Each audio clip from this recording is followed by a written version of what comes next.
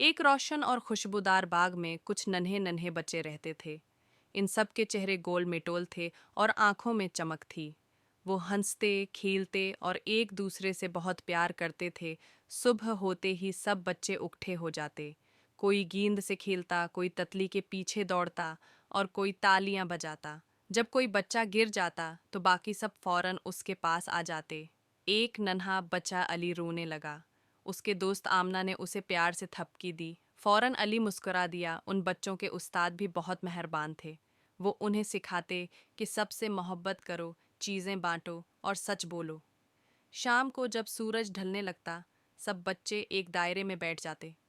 वो नज़में सुनते, कहानियाँ सुनते और तालियां बजाते। उनकी दुनिया छोटी थी मगर खुशियों से भरी हुई थी।